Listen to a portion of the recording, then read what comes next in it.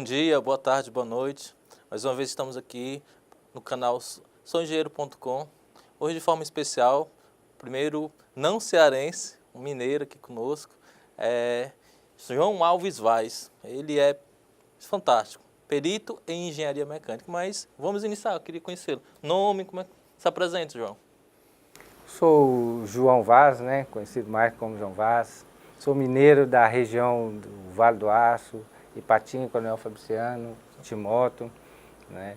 E comecei minha labuta muito cedo, né? Aos 7 anos já trabalhava vendendo meu sorvete, vendendo as minhas couves, cebolinha, final de semana, porque eu tinha um sonho. E esse meu sonho era comprar lápis de cor, canetinha, estojinhos, né?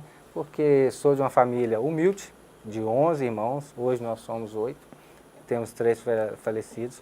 Meu pai era operário da siderúrgica Cesita e minha mãe do lar. Então, como, né, toda criança tem sonho, e meu sonho foi o de cursar engenharia. Por que cursar engenharia?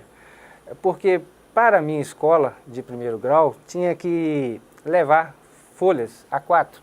E minha família, infelizmente, na época, não tinha condições de arcar com esse custo, né? Aí eu, para levar alguma coisa para a escola, eu me dirigia lá tinha a República dos Engenheiros da Cesita. Aí os engenheiros traziam aquelas folhas de computador grande, né? Era o que eu levava em substituição à folha 4 para a escola. Cadernos, eles me davam cadernos, né? E dali eu fui alimentando o sonho, porque eu queria ser igual àqueles engenheiros. Eu queria ter uma qualidade de vida melhor, né? E a forma que eu encontrei para isso foi através dos estudos. Então a vocação já nasceu ali, desde o primórdio. Aí você falou que teve outros irmãos. Vocês também cursaram, terminaram a faculdade? Não, desses 11 irmãos, né, eu fui o primeiro da minha família a terminar a faculdade. Porque eu abri mão de brincar de futebol, daquilo, porque eu queria estudar, eu queria ser. E meus irmãos, eles não quiseram, né, abrir mão do que eu quis para mim.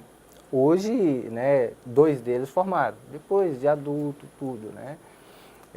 Hoje todos os meus sobrinhos, todos são formados, nós somos família grande, todos. Então eu tenho médico, tenho doutor, tenho advogado, tenho engenheiro. Legal.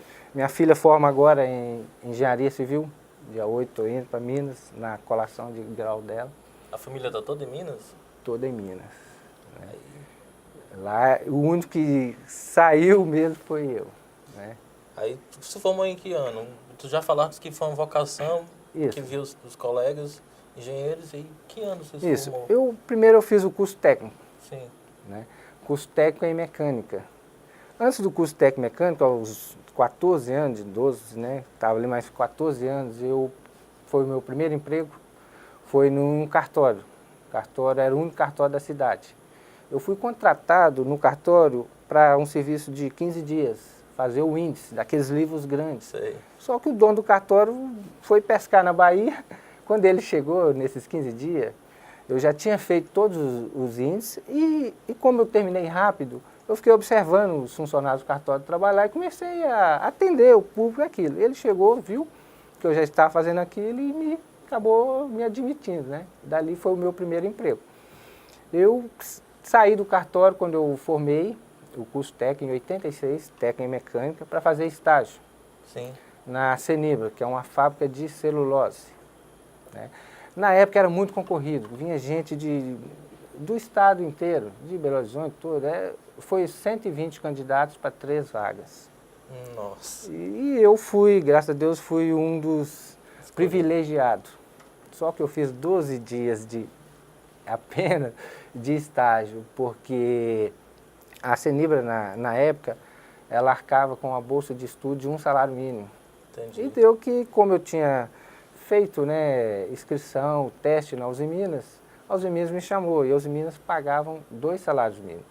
E para mim era um diferencial grande, porque eu já tinha, né, iniciado o curso de engenharia, então eu precisava de recursos financeiros, né, para ajudar o custeio.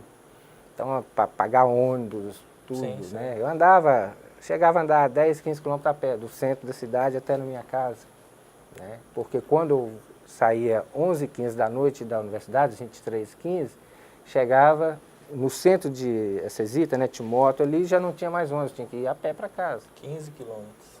A pé. Nossa. Para no outro dia acordar cedo, 5 horas da manhã, né?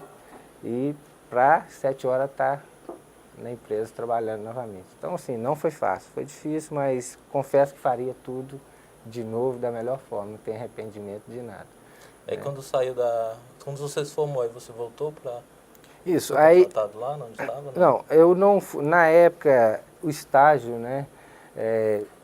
A maioria dos estagiários que fazia estágio, tanto Senibra, Uzi Minas, né? Eram contratados como assistente técnico. Sim, Que hoje eles caso. falam supervisores. Sim. Né? Era um pré-requisito da empresa, que todos os supervisores tivessem um nível técnico. Só que, por minha infelicidade, eu não pude ficar, mesmo tendo vaga na Uzi Minas, porque o presidente José Sarney, né, tinha assinado um decreto que toda estatal não poderia mais admitir ninguém naquele período. Aí foi onde que eu fiquei desempregado, né? Não tinha mais nada, tranquei minha faculdade por mais 6 meses.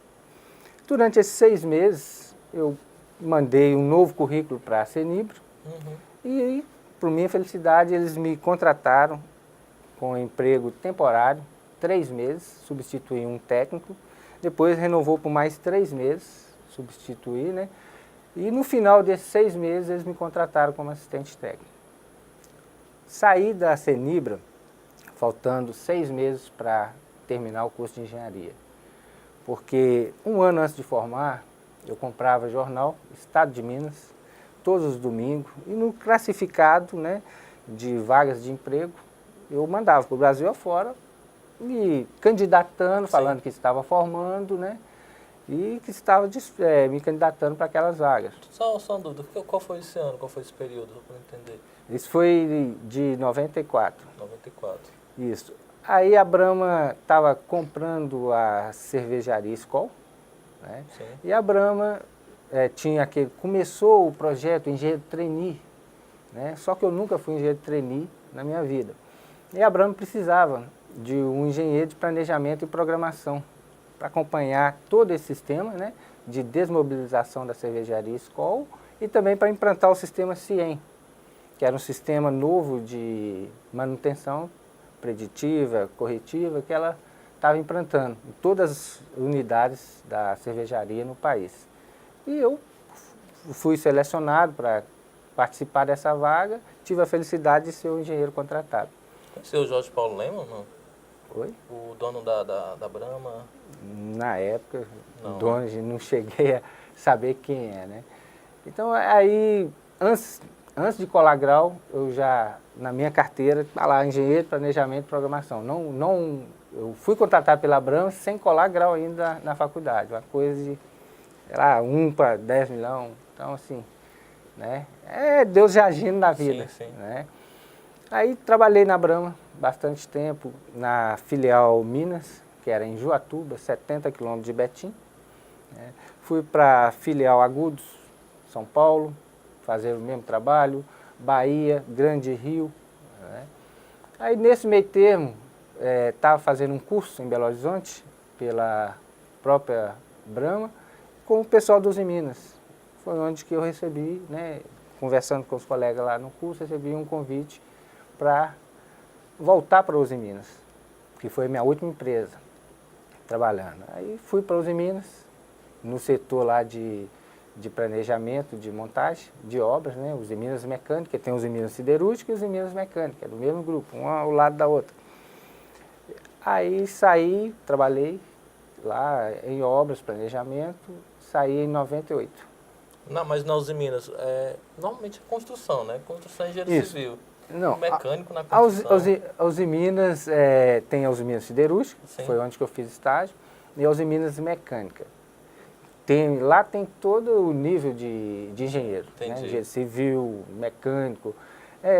Só que toda a fabricação em aço, porque esse é o carro forte, ela fabrica a chapa de aço e transforma essa chapa de aço Entendi. em equipamentos, máquinas, para o mundo afora, né?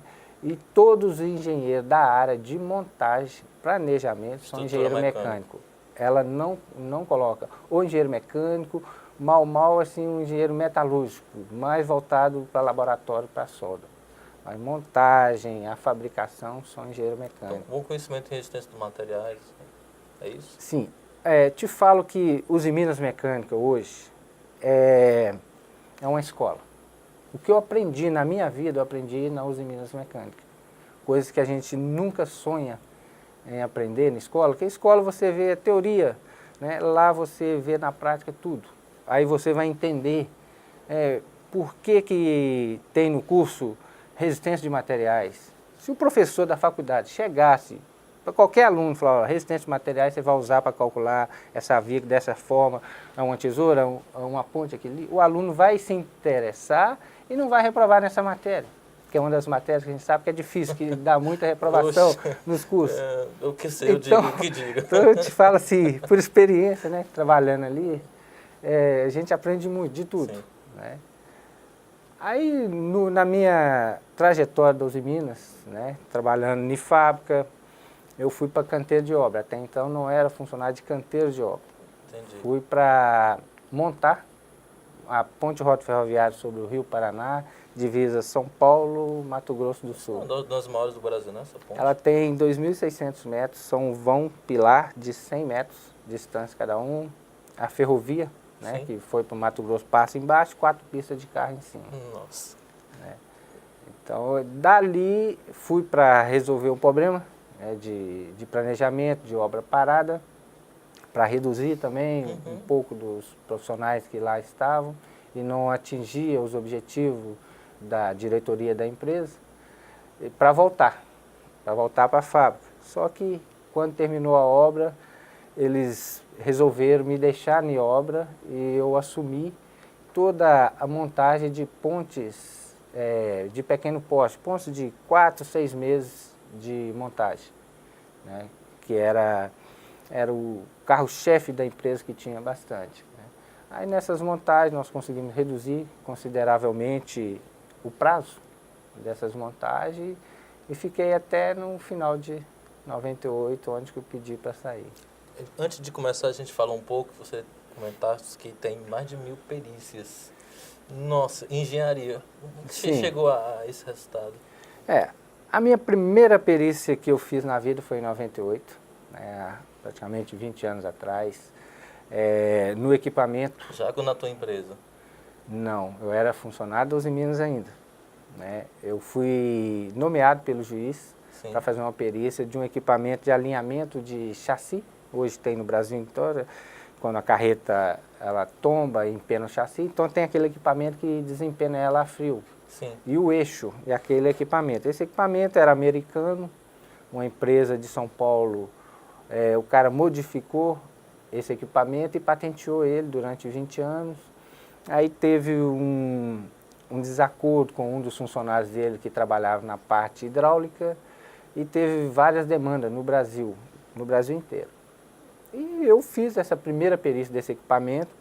Quando entreguei o laudo, passou um tempo, a outra empresa, né, me contratou como assistente técnico para rodar o Brasil inteiro, onde eles tinham perícias nessa área, né, para fazer o mesmo trabalho que eu tinha feito lá em Santa Fé do Sul, em São Paulo. Rapaz, eu já tenho algum tempo de formado, nunca tinha ouvido falar assim, engenheiro atuando na parte de direito. Acho diferente, muito interessante.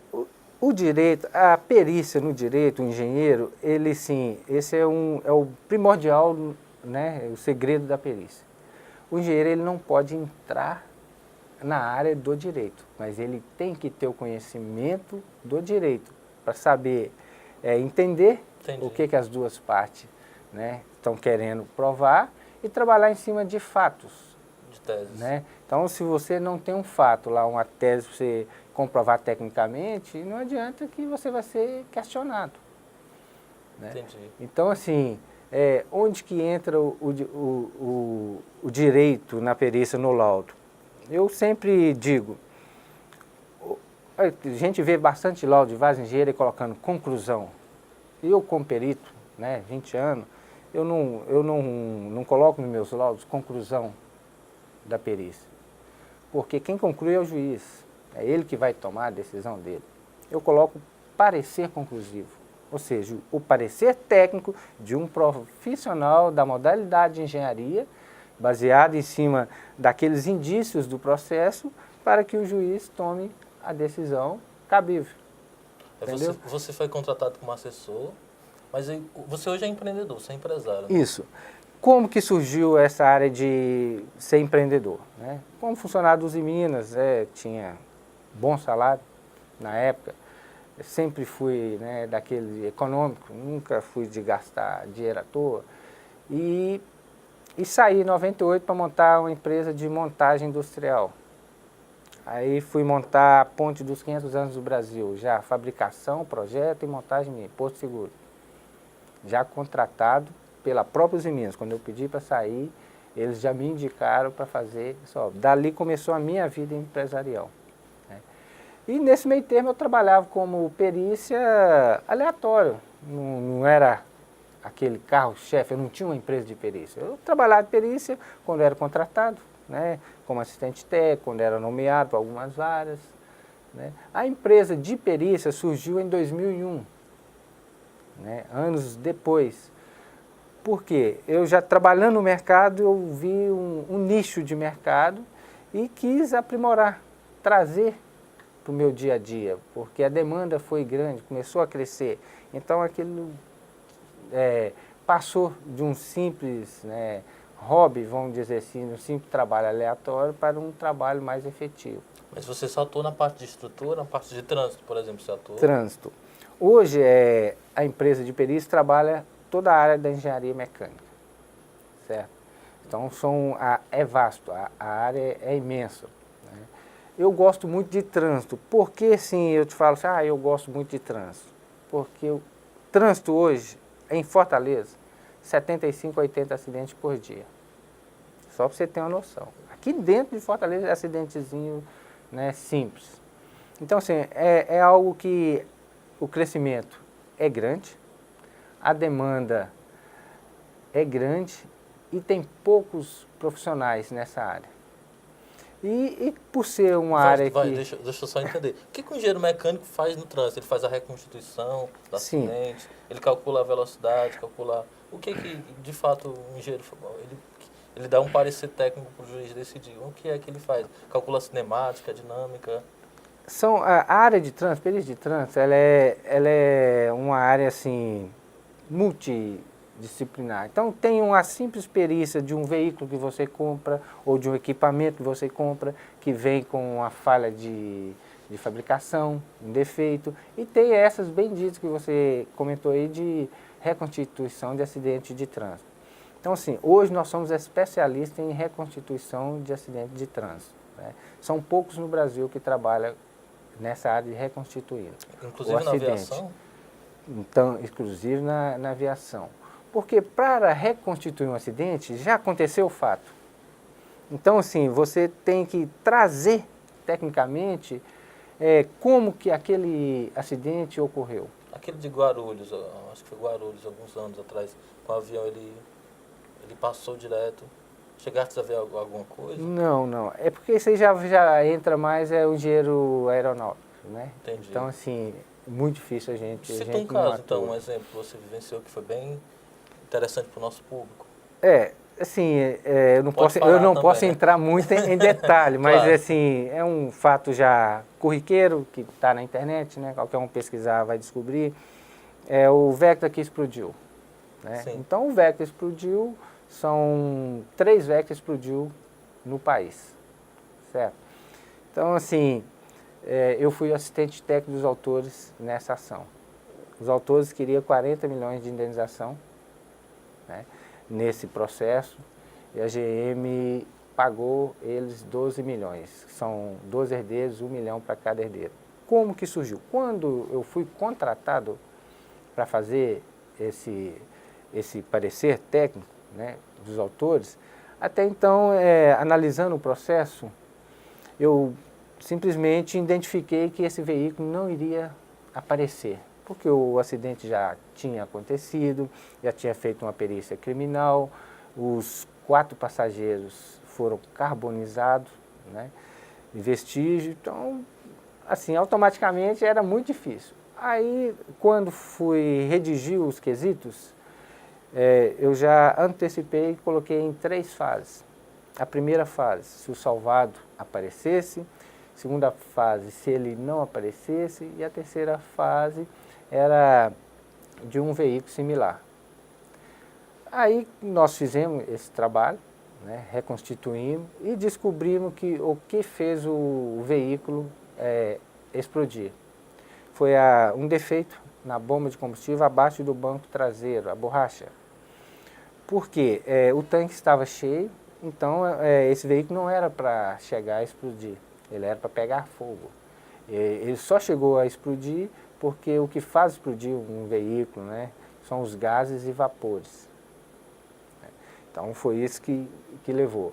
E é um processo demorado, né? E essa nossa tese que colocamos lá atrás na perícia, depois de alguns anos, ela foi identificada porque já existia um parecer técnico da própria GM, já alegando que aquela peça tinha esse defeito. Entendeu? Então, na verdade, tu salva vidas de outras vidas de acidentes que já aconteceram também. Não, né? Infelizmente não, que quando nós somos contratados, porque já aconteceu. Então assim, a gente não trabalha, né, na prevenção. No CREA, tu chegou a atuar também, né, como conselheiro? Sim, o meu papel no sistema CONFEA-CREA surgiu quando em 2001, quando eu decidi abrir a primeira empresa de inspeção de veículos, né? Então, uma das exigências do Inmetro... Em Minas Gerais, não? Não, isso foi em Mato Grosso. Mato Grosso. Isso. Uma das exigências do Inmetro para credenciamento, que na época era o Inmetro que credenciava, hoje, atualmente, é o Denatran. Sim. Né? Uma das exigências era que todos os inspetores tivessem o curso técnico e mecânica e que os engenheiros, né, responsáveis fossem engenheiro mecânico. Só que Mato Grosso tinha, na época, 135 engenheiros mecânicos. E nenhum dos engenheiros mecânicos trabalhava como engenheiro mecânico. Ninguém queria ser engenheiro mecânico. Eram empresários, fazendeiros, então engenharia para eles foi só formação. E técnico e mecânico não tinha nenhum, nem escola. Né? Então foi a maior dificuldade que eu tive nessa época. E eu fui atrás do sistema, né, para conhecer e ir atrás desse profissional. Como não tinha esse profissional no mercado, né, nós passamos a trabalhar no sistema até então. Aí foi onde que eu entrei no sistema como conselheiro. Né, fomos trabalhar depois para credenciamento de escolas na área de técnica e mecânica, que era o carro-chefe que eu precisava mais, né, para os inspetores. Aí homologamos Senai, homologamos outras escolas particulares, né. Depois também fui convidado pela Universidade Federal do Mato Grosso para desenvolver o curso de Engenharia Mecânica, que hoje atua lá, né, tanto a criação de laboratórios, compra de equipamentos, né, fazer todos a grade curricular. Então nós trabalhamos nesse desenvolvimento também. E como conselheiro do CREA, né, é uma Câmara muito difícil, porque por ser uma região não muito industrial, sem ter esses profissionais, a Câmara de Engenharia Mecânica lá, ela é multidisciplinar, já é junto com Geologia e Minas. Então é um profissional, então já é voto vencido, já é voto vencido automaticamente ali. Aí participamos dessa Câmara, depois fui para coordenador da Câmara de Engenharia Industrial, da modalidade, né, industrial, mecânica, do CONFEA. E assim, o diferencial que eu procurei trazer para o sistema, né, enquanto coordenador da Câmara Industrial, foi abrir o mercado de participação do profissional nas câmaras temáticas do país. Porque como já vinha de um processo anterior, né, de dificuldade de profissional naquela área, eu procurei levar isso para o sistema, porque hoje as câmaras temáticas de todos os órgãos, no Brasil inteiro, não é diferente, tanto federal como estadual, não tem a representatividade da engenharia. Todas as modalidades, não só a mecânica. Sim. Um profissional que represente lá. Então, assim, artigos, hoje, leis, são todas criadas por pessoas que não é do sistema. E um fato, eu procurei na minha gestão, junto ao Confea, não é limitar apenas em que os outros conselheiros, né, dos 27 estados, não limitasse apenas em criação de moção de um parecer para o Confea. Eu quis ir mais além e trouxe isso para o sistema. Na época era o Marco Túlio, que era o presidente do Confea. Cheguei para ele pedir o respaldo do Confea, né, para auxiliar a Câmara nesse sentido, né, porque não adianta, porque tem custo. Você tem que viajar, você tem que visitar. Aí foi onde que nós conseguimos colocar um representante em cada Câmara temática do governo federal. Quando cheguei no Denatran, governo federal, no Inmetro, para conversar sobre essa possibilidade, simplesmente fui recebido de braços abertos, fui informado que a vaga existia e que não tinha, nunca foram procurados eles para alguém para ocupar esse cargo que existia. Então, assim, é só um exemplo. Hoje, aqui, não sei, Fortaleza, eu não estou atuando no sistema mais, né, como funciona, mas em alguns estados eu observo. Se você chegar hoje em prefeitura, qual que é o representante do sistema na área mecânica na prefeitura? A prefeitura tem a vaga disponível para esse profissional, né? Então, assim, as reuniões que são decididas lá. No início do ano, decidiu aqui, no estado do Ceará, uma reunião com a AMC, Prefeitura, Detran, sobre as perícias hoje que acontecem no trânsito. O que acontece? Teve um acidente em Fortaleza, que é em média 75 por dia, né? Automaticamente os veículos têm que se deslocar daquele local, tem que sair. Aí, o que acontece? Os envolvidos, ou eles ligam para o Detran atender, ou liga para a MC, ou liga para a própria Perforce, e tem uma taxinha de 300 e poucos reais que eles cobram.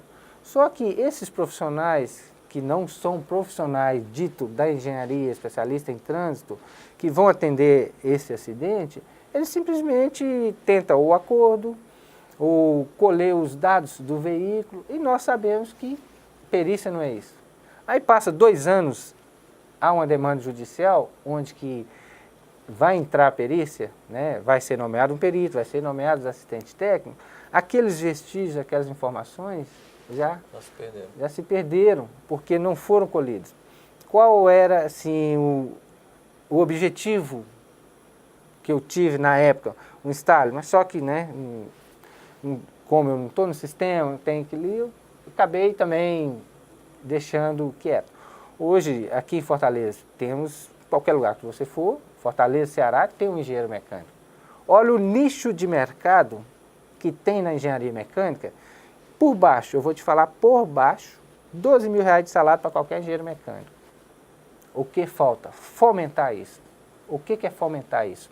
Você está na sua empresa, você não vai largar o seu serviço, a sua atividade, para fazer esse trabalho de perícia. Teve um acidente lá em Maracanaú. O trânsito tem que ser liberado rápido. Vão jogar aí por baixo 250 reais de um parecer. É um parecer que pode ser fomentado, né, os simples, os principais itens que pode ser observado aqui. Se tiver uma central que trabalha isso, da engenharia, com esse profissional, o profissional que está lá perto, ele vai ser contactado, falando, tal, tem esse aqui. É 1, é 2, é 3 que está. Então tem mercado para todo mundo, tem gente para fazer esse trabalho e é algo que ninguém faz. Vamos fazer. Se você jogar isso no mercado, vai faltar, não vai faltar quem queira. Porque quem que não quer um trabalho bem feito? Qual que é o princípio? Sentar com o Detran, Você entrar com o Denatran, você entrar com o PEFOR, até porque eles não têm interesse em fazer esse trabalho deles, não. Eles têm interesse que um profissional faça, o custo vai lá para baixo, o trabalho será bem feito, e depois aqueles envolvidos ali, se eles precisarem usarem esse parecer para a justiça, ele vai estar substanciado. João Vaz, aqui lá na sua frente tem nosso público, tem um jovem, tem um estudante, tem um engenheiro recém-formado, tem um engenheiro que quer abrir uma empresa. Que conselho você daria a eles? O conselho que eu posso passar, né, tenha foco, objetivo, né, e planejamento. E o principal é sonho. Se você não sonhar, você não realiza. E o sonho tem que ser grande. Não importa que seja um sonho que para muitos, né, seja algo impossível, né, porque todos os sonhos é impossível. Eu coloquei isso na minha vida, desde de criança, né, e até hoje eu não deixei de fazer isso na minha vida. Então, o que eu faço? Só uma comparação, todo ano, né? Primeiramente, toda e qualquer coisa que eu vou desenvolver hoje, seja trabalho, pessoal, familiar, a primeira coisa que eu faço é agir com Deus na frente. Então, é baseado na palavra de Deus, tomar a decisão certa em cima da palavra de Deus. Mas antes disso, eu sonho. E esse sonho é colocado, eu faço uma tabelinha, né? Eu coloco ele num papel e sonho alto, não sonho pequeno não. Tá? Aí na virada do ano, eu sempre estou na presença de Deus e apresento o meu sonho para o ano. Senhor, esse aqui é meu sonho. É isso que eu almejo para a minha vida, mas seja feita a sua vontade. Chegou o mês de dezembro, eu faço uma análise de tudo que eu sonhei. Faço um feedback. De repente dá 1%, dá 2%, dá 3%. Às vezes eu sou surpreendido, tenho 60%, 70% daquilo realizado. Então, assim, esses sonhos, né, que não foi realizado, eu faço uma retrospectiva analisando por que aquilo não foi realizado. O que eu deixei de fazer, né? O que eu poderia ter feito diferente. E sonhos de novo. E minha vida inteira foi assim, sonho, sonho, sonho, procurando realizar o máximo possível, sempre com o pé no chão e objetivo. Foco, objetivo, planejamento e sonho. A ABMEC agradece a sua participação, a Associação Brasileira dos Engenheiros Mecânicos, e o apoio do CREA por conhecer a sua história, conhecer desde criança aos dias de hoje. Muito obrigado.